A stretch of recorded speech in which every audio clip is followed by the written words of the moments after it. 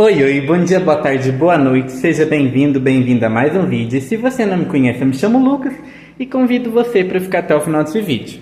Hoje eu vou mostrar para vocês eu recheando esse bolo. E esse bolo é um bolo de 15 centímetros de diâmetro por 10 de altura. Aqui ele está com 7, que ele não chegou até em cima da forma, mas depois recheado ele vai passar até de 10. Então, gente, primeiro a gente começa com uma massa pão de ló. Esse aqui é um pão de ló tradicional, a receita já tem no canal. Aí, aqui tem pedacinho de abacaxi que eu só cortei, coloquei com um pouco de açúcar e deixei cozinhar. E com a água que soltou do abacaxi, e depois eu completei com mais um dedinho de água para dar a calda, eu vou usar essa calda para molhar o bolo. Normalmente eu molho o bolo com leite, mas como esse bolo é de abacaxi, eu gosto de molhar com a calda da própria fruta. E aqui a gente tem um brigadeiro, que esse brigadeiro é um brigadeiro branco. Para a gente fazer esse brigadeiro branco, é importante colocar o plástico, como eu mostrei para vocês também. Um leite condensado e um creme de leite, e eu coloquei uma colher de baunilha também, para ficar com um saborzinho de baunilha por causa do recheio ser de abacaxi. Então, gente, agora bora começar o nosso preparo aqui. Para a gente iniciar o preparo, eu vou começar aqui separando os ingredientes e pegando o bolo. A gente vai pegar, e esse bolo, o que acontece? Como é pão de ló, eu não tenho costume de untar as laterais. Por quê? Se você unta as laterais, às vezes ele pode murchar pelo fato de ser um bolo mais sensível, mais delicado. Então eu unto só a parte de baixo, ou uso papel manteiga. Aqui a bancada já foi esterilizada com álcool, tudo bonitinho, tudo certinho. Normalmente eu coloco papel manteiga. Hoje não tinha, untei só com farinha e manteiga. Então dá até para vocês verem, ó, a marca da farinha, para vocês poderem ver que aqui está untado e as laterais não. Então agora a gente vai cortar. E agora que a gente vai vir aqui cortando, uma dica para vocês. Vocês podem cortar tanto o bolo com faca, tanto com um nivelador como esse aqui. Eu gosto mais do nivelador, que eu acho que as camadas ficam mais certinhas.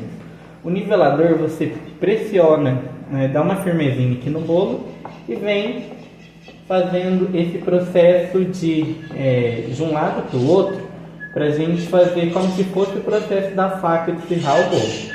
Eu gosto do nivelador que ele deixa o bolo bem certinho mesmo, bem retinho, como vocês estão vendo aqui. Agora a gente vai cortar ele em 3 camadas.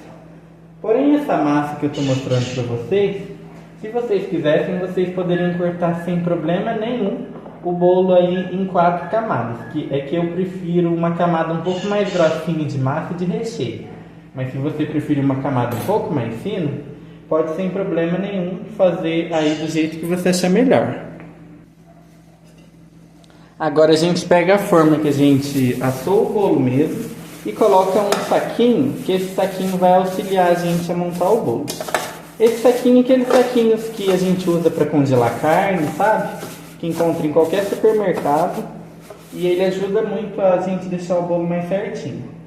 Sempre que vai usar o fundo, eu gosto de usar essa parte do fundo no fundo do bolo mesmo, que como ele já sai mais retinho, é melhor para a gente alisar o bolo depois, que ele já fica mais nivelado. Colocamos a massa e agora a gente vai fazer o processo de molhar o bolo.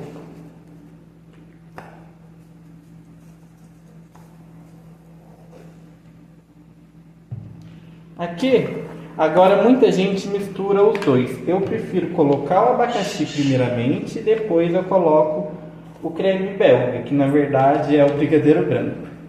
Mas muita gente conhece como creme belga. O creme belga é aquele que normalmente a gente bota amido, engrossa. Eu não gosto de fazer daquele jeito, eu prefiro fazer um brigadeiro branco, mas às vezes o pessoal me encomenda esse bolo pelo nome de creme belga.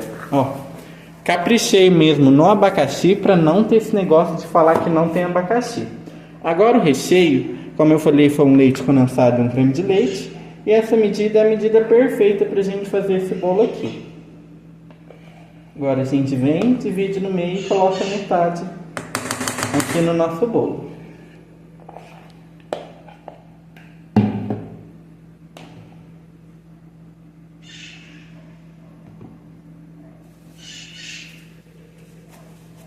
Uma dica importante, quando a gente fala de recheio de fruta, a fruta é normal ela soltar um pouco de umidade, porque como ela foi cozida, igual ao abacaxi, ela vai soltar assim um pouco de água. O abacaxi não solta tanto até.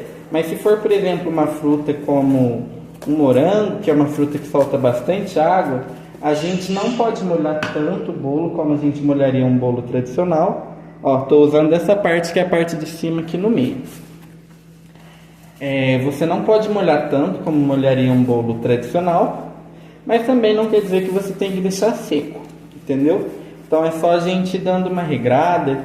E uma coisa que varia muito a respeito da quantidade de caldo também, depende da receita da massa sua. Esse pão de ló meu, ele aceita bastante caldo. Então ele é mais apto a caldo, a gente pode fazer um bolo mais molhadinho que não vai perder estabilidade. Agora, dependendo do tipo de massa, que não tem uma absorção muito grande como essa, aí é melhor que você faça ela com um pouco menos de caldo. Coloquei o restante do abacaxi. Lembrando que eu estou usando as mãos, gente, mas está tudo certinho. A mão a gente sempre lava, depois higieniza com álcool. Tudo certinho, que acaba sendo mais fácil.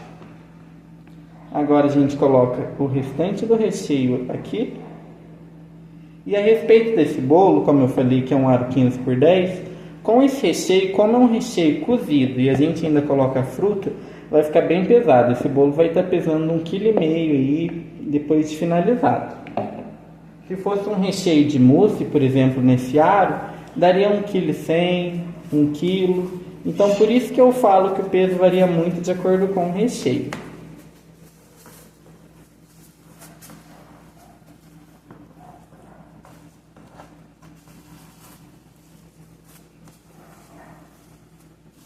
E agora a gente coloca aqui a parte final da massa e a gente vai ter um bolo exatamente de 10 de altura, que é o padrão que eu trabalho.